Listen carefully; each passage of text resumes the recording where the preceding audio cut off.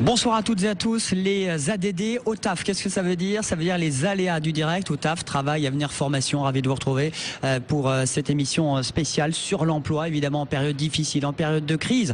On va en parler, on va vous donner toutes les clés pour trouver un job en Languedoc-Roussillon. C'est la 5e édition du Salon Taf au Parc des Expos de Montpellier. Ça se termine alors ce soir effectivement, mais il y a d'autres dates, je vous en donnerai. On va parler du CV, de la lettre de motivation en vidéo, du coaching, bien effectivement le côté vestimentaire. On vous donnera avec notre ami Zita pour l'agenda des autres forums emploi. On parlera qu'est-ce que la mission locale, le pôle emploi, quels sont ses objectifs, le côté recrutement. On aura des bons plans notamment chez les partenaires qui sont Orange ou encore Park & Suite qui recrutent. Le côté formation avec Objectif 3D ou l'auto-école Boscaren à Montpellier et Nîmes. Et puis l'apprentissage ICF qui est l'Institut consulaire de formation. Qu'est-ce que c'est? Réponse dans un instant. Voilà pour le programme. On est ravis de vous retrouver. Puis on est ravis d'avoir tous nos invités sur ce plateau pendant une heure en commençant par Béatrice qui est avec nous, Négrier. Bonsoir Béatrice.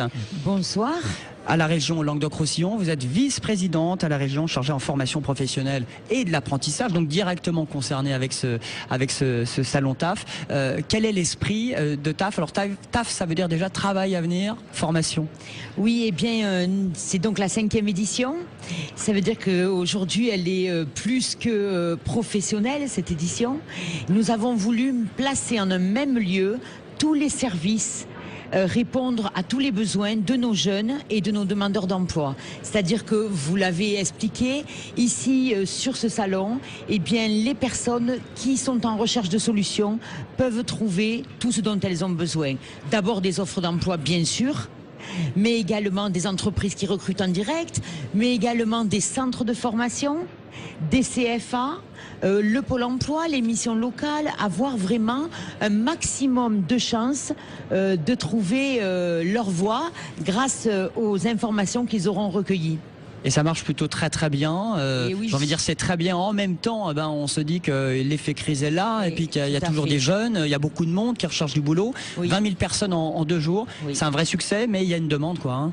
Alors, ce chiffre, c'est à la fois un chiffre qui est inquiétant, puisque ça veut dire que de nombreux sont ceux de nos concitoyens qui cherchent un emploi ou une solution à leur situation, mais c'est aussi un chiffre qui, pour nous, est un chiffre qui nous amène à l'optimisme, dans le sens où ça veut dire que les gens se prennent en charge, et ça veut dire aussi que la région, grâce à ce type d'action, répond à un véritable besoin, et que donc on est là, nous en tant qu'élus, moi en tant qu'élu, je me dis, eh bien, nous répondons à la population, nous rendons un véritable service. Et c'est ce pourquoi nous sommes élus. C'est pour rendre un vrai service à la population. Alors, Abderra Aboutman, bonsoir. Vous êtes le directeur adjoint de la mission locale de l'agglomération de Montpellier. On peut rappeler ce qu'est justement la mission locale, qui est un partenaire fidèle de ce TAF, de ce salon. Oui, bonsoir. Alors, je crois, Madame Négrier, bien plus qu'un partenaire, puisque nous sommes co-organisateurs de ce salon. Et au même titre, finalement, que ce salon est une réponse globale par rapport à l'emploi, puisque vous avez aussi bien de la formation que des offres. Donc, comment finalement aboutir à son projet? La mission locale, c'est un accompagnement global. C'est bien accompagner les jeunes à l'emploi, mais c'est leur permettre de pouvoir le garder, cet emploi, de pouvoir lever des obstacles en termes de santé, en termes de mobilité. Aujourd'hui, je dirais avoir et pérenniser un emploi sans se déplacer, sans avoir les moyens de la mobilité, c'est compliqué. Mais le logement, c'est aussi une problématique. C'est tout cela que l'on met en œuvre. Et bien sûr, c'est bien préparer les jeunes afin que les employeurs aient je dirais un potentiel, des jeunes talents finalement, que ces jeunes-là soient vus comme des jeunes talents auprès des employeurs. Alors c'est trouver un emploi, mais aussi un logement, les aider sur la santé. Ça va au-delà de la mission que fait le Pôle emploi? Au-delà, par rapport à un public cible qui sont les jeunes, 16-25 ans, je rappelle, mais Madame Betts sortis du système scolaire, d'ailleurs. Complètement d'accord. Ce sont des jeunes qui sont tous sortis du système scolaire, puisque sinon ils sont sous l'emprise de l'éducation nationale, et en tout cas sous la responsabilité de l'éducation nationale. Donc nous, on est bien en termes de comment accompagner un jeune, mais dans sa globalité. Avoir un emploi, c'est pouvoir, comme je le disais tout à l'heure, le garder au-delà des freins qu'ils peuvent rencontrer régulièrement. Voilà donc pour cet accompagnement global que vous proposez. Alors, en général, un jeune vient vous voir ou il est aiguillé à nouveau, il va d'abord au Pôle emploi, il ne sait pas trop, il est perdu entre 16 et 26 ans. Oui, il y a plusieurs chemins pour arriver chez nous. Il y a le premier, c'est bien sûr nos partenaires qui peuvent aiguiller un jeune globalement. Et ça va de l'éducation nationale d'ailleurs, en passant par Pôle emploi comme vous le disiez. Mais c'est aussi les familles, ce sont les communes, ce sont les centres d'action sociale, ce sont les conseils généraux, etc. Mais c'est aussi le bouche à oreille. Et puis bon, maintenant, la mission locale, je dirais, pour compétence, c'est la jeunesse. Et les jeunes ont bien compris cela. Et aujourd'hui, je rappelle simplement que la mission locale de l'agglomération de Montpellier, c'est plus de 10 300 jeunes accompagnés dans le cadre de leur projet professionnel ou de leur projet de vie. Et c'est pratiquement 3 900 jeunes nouveaux chaque année que nous accueillons. Donc vous voyez, ce ne sont pas des petits chiffres, mais ça veut dire aussi que le travail qu'il y a à faire est important et le besoin est important. Mais je rappelle quand même que pour tout cela, le 2011 pour nous, ça a été plus de 3 800 entrées en emploi pour les jeunes de la mission locale, dont plus de 550 jeunes en alternance. Ce n'est pas rien. Et puis, Madame Négrier, c'est 1800 jeunes en formation professionnelle qui ont pu intégrer, je dirais, un cursus d'apprentissage par la formation continue ou par d'autres systèmes. Parce qu'effectivement, la mission locale est un partenaire avec de la région Languedoc-Roussillon. Alors c'est une tournée, hein, c'est ça, Madame Négrier. C'est-à-dire qu'il y a Montpellier, mais il y a d'autres dates dans Languedoc-Roussillon. Vous voulez vraiment toucher tous les jeunes, toutes les catégories. Au plus près. Au plus près. Donc un salon par département. Donc avec les dates que vous donnerez, hein, le prochain c'est Carcassonne, au plus près de la population. Et je voudrais peut-être terminer, puisque la mission locale c'est pour les jeunes, en disant que la jeunesse c'est la priorité du conseil régional. Et dire un seul chiffre, 60% du budget de la région est consacré aux jeunes, et notamment à l'éducation et à la formation, à la culture, à l'intelligence des jeunes du Languedoc-Roussillon. Ils ont des talents, ils sont intelligents, ils sont enthousiastes, et notre objectif, c'est vraiment de les accompagner jusqu'au bout.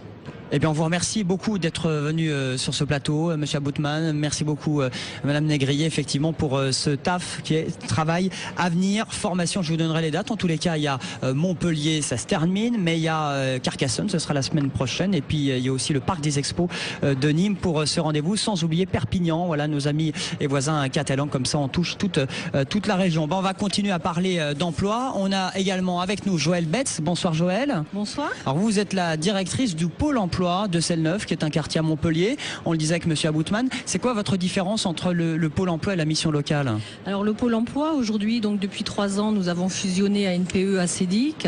Donc aujourd'hui, le Pôle emploi est un établissement public qui accueille des demandeurs d'emploi et qui a 3 objectifs: inscrire le demandeur d'emploi, l'indemniser, l'accompagner et le placer. Alors avec un chiffre aussi que vous m'aviez donné, que 27% des offres collectées, seulement 27% sont des CDI, des contrats durée indéterminée en Languedoc-Roussillon. Oui, l'année dernière, dans l'Hérault, par rapport aux offres collectées par Pôle emploi, seulement 27% étaient en CDI. Nous collectons sur l'Hérault, sur une année, 65 000 offres. Même s'il n'y a pas que du CDI, c'est tout de même 65 000 offres collectées tous les ans sur l'Hérault, avec une majorité dans ce bassin d'emploi d'offres sur le tertiaire, avec beaucoup de demandes sur le commerce et le service aux personnes. Alors justement, le bâtiment ayant un peu chuté lié à la crise. Alors c'est avant tout quoi? C'est tous les domaines, vous l'avez dit? Alors c'est effectivement tous les domaines. Ça peut être la santé, la restauration, l'hôtellerie, l'agriculture, les armées, tout secteur confondu. Et les emplois saisonniers. On a quelques semaines, ça y est, de la saison d'été. Tout à fait. Donc là, effectivement, c'est tout à fait la bonne période pour les emplois saisonniers. Le mois de mars, c'est la période où toutes les structures, commerce, restauration, animation, même culture, sont en train de recruter. Et on sait que l'emploi saisonnier dans l'Hérault est assez important, puisque 39% en moyenne des offres en France sont des emplois saisonniers. Et pour vous donner un chiffre un peu plus global sur la région, on a en CDD et emploi saisonnier cumulé 43 700 offres proposer. Ce qui n'est pas négligeable en plus à quelques semaines maintenant des grandes vacances, en sachant que le Languedoc-Roussillon est une région très touristique, très attractive. Oui, donc c'est vrai qu'on a l'avantage de cumuler un certain nombre d'emplois saisonniers dans l'hôtellerie et dans la restauration, mais aussi effectivement dans tout ce qui est animation, cueillette. Dans le Gard, nous avons beaucoup d'entreprises qui cherchent des saisonniers, également dans l'Hérault aussi avec les vendanges qui vont venir. Et nous avons aussi tout ce qui est spectacle de rue avec tous les festivals qui vont commencer. Alors le mieux, c'est d'aller sur internet poule-emploi.fr, dans l'agence la plus proche de sa ville, de sa région. Tout à fait. Donc dans l'Hérault, c'est 21 agences, 750 salariés de Pôle emploi.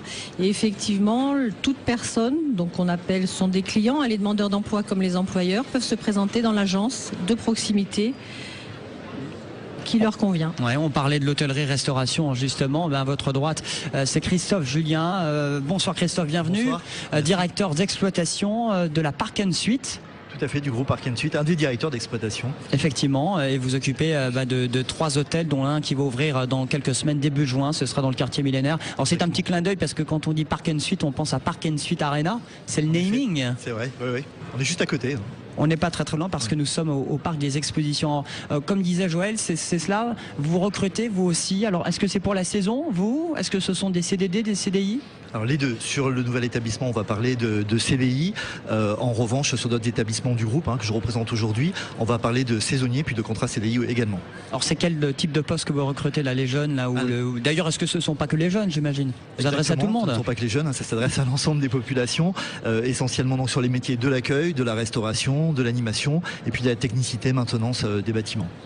Alors expliquez-nous un petit peu ces postes, ces différents postes, parce que c'est quand même des postes à responsabilité, parce que c'est une marque, c'est du prestige quand on dit Park & Suite. Tout à fait, entre autres, donc à savoir Park & Suite, c'est un des leaders des appart-hôtels en France. On a plus de 50 unités aujourd'hui, dont je représente celle de la région Languedoc-Roussillon. Sur Montpellier, les différents métiers évoqués dans le cadre de ce salon du recrutement sur le TAF Emploi sont essentiellement des postes de réceptionnistes, donc l'accueil du client, la gestion de leur dossier tout au long de leur séjour.